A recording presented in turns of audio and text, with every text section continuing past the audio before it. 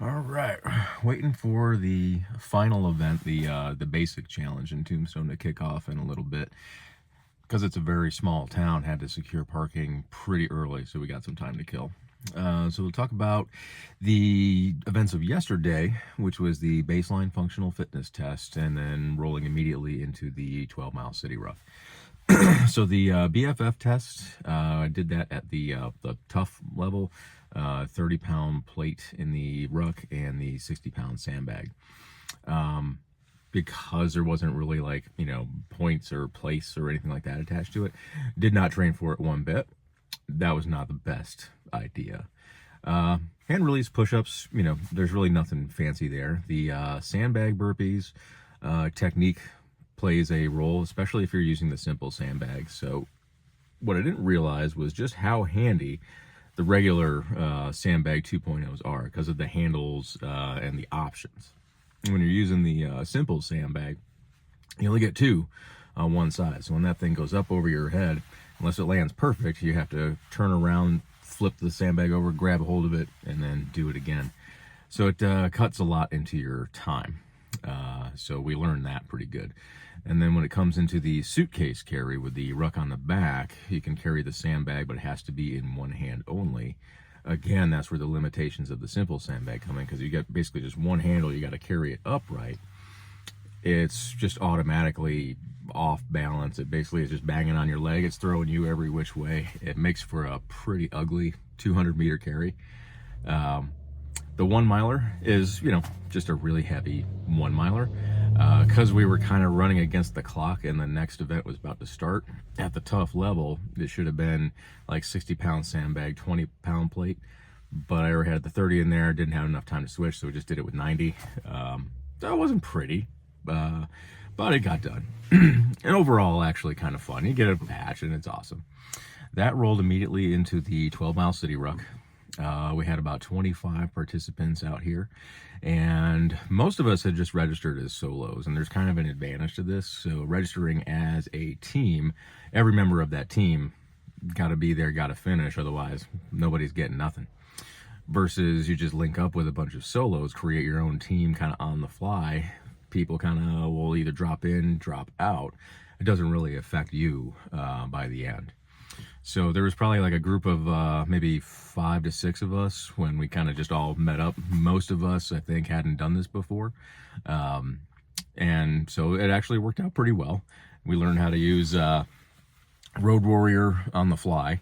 Road Warrior works pretty well as far as optimizing your route, but its compatibility with things like Apple or Google Maps, either we were using it right or it's kind of because you get this optimized route, and ideally that would just transfer over into your navigation app, and then it's just boom, boom, boom, boom.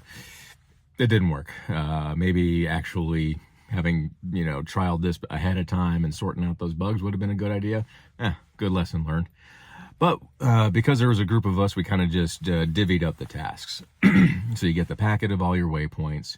One of us would use Road Warrior, we'd optimize that route, and then whoever's holding the packet would just number, all right, this is hit 1, 2, 3, 4, and then a third guy would just pull out the phone, the nav app, and just like, all right, number 1, here we go, and just navigate that way.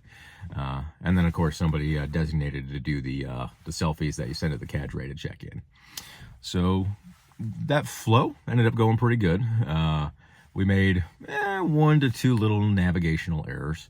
But the interesting thing about this is apparently when they plan a city ruck, somebody at GORUCK HQ, they review the town, they identify, they make the map, the plan, the mileage, and it's supposed to be like 12 miles on the dot.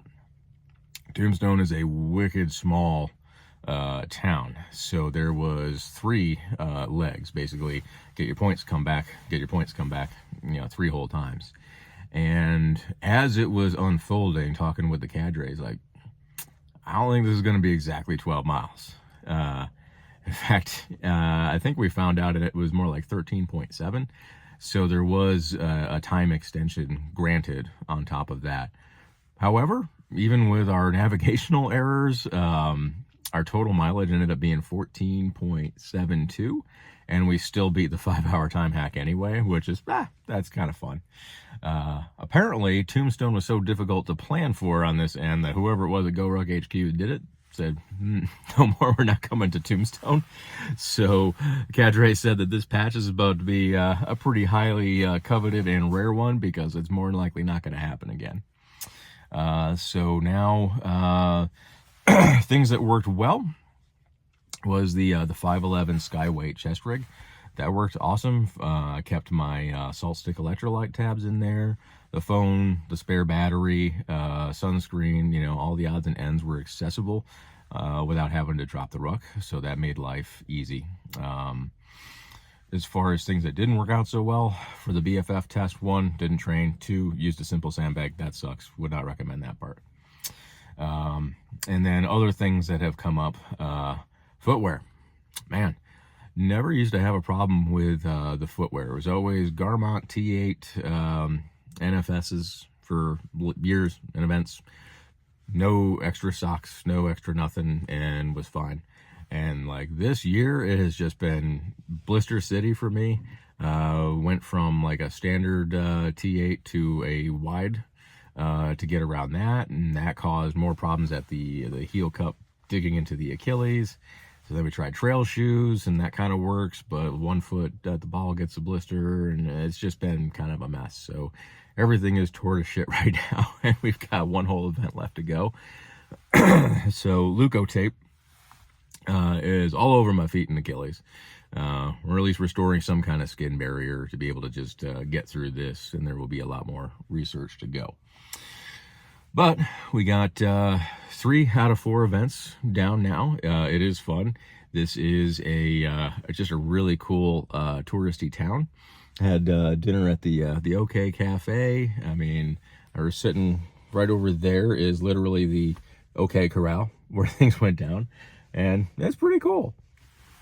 So we got one more event to go, and then this weekend will be in the bag.